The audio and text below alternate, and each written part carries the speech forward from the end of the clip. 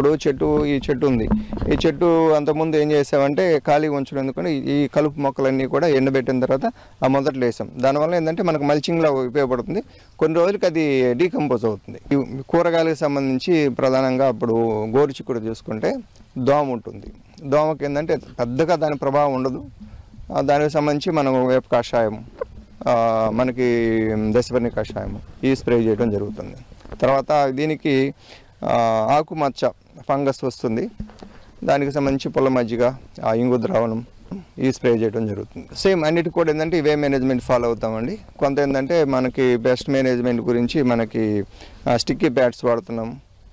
Fruit ఫ్లైకి వచ్చేసి మనకి fruit fly traps వాడుతున్నాము. బెండ కూడా ఫుడ్ బోరర్ ఉంది, దానికి కూడా సంబంధించి ట్రాప్స్ మేము యూజ్ చేసుకుంటున్నాం.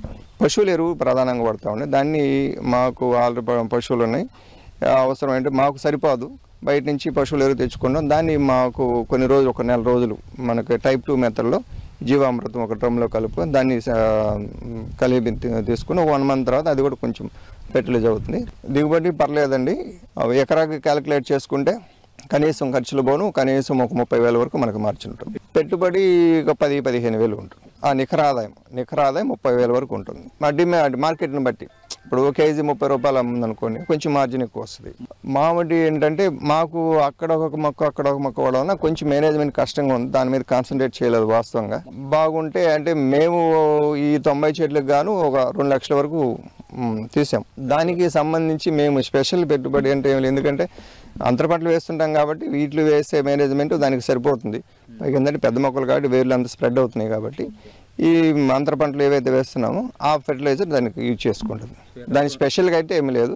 కానీ పూతకు వచ్చిన దశలో ఏంటంటే ఆ టైంలో మేము పంచిగా స్ప్రే చేసాం, 2 డోసులు ఇచ్చినాం. మనకి ఇక్కడ లోకల్గా ZBNF టీం ఉందండి. వాళ్ళు మండే వెన్స్డే ఒంగోలులో మార్కెట్ చేస్తున్నారు. వాళ్ళు కూడా మనం సప్లై చేస్తున్నాం. మన దగ్గర వాళ్ళు కలెక్ట్ చేసుకుంటున్నారు. మనం డైరెక్ట్ మార్కెట్ చేయట్లేదు.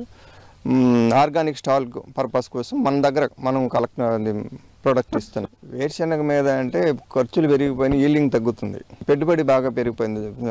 ఎరువులు కానివ్వండి, కానీ పెస్టిసైడ్స్ కానివ్వండి, దాదాపు 60,000 ఖర్చు అవుతుంది. రాబడి అంతా బాగుంటే ఒక 80,000-90,000. దాని ఉన్న పరిస్థితిని బట్టి, మార్కెట్ని బట్టి, వచ్చే ఈల్డింగ్ని బట్టి మినిమంగా చూసుకుంటే ఒక 20,000 వేరుశెనగ మీద అవకాశం ఉంది. కూరగాయల మీద అంటే మార్కెట్ హెచ్చు తగ్గులను బట్టి అది ఒక 20,000 తీసుకోవచ్చు.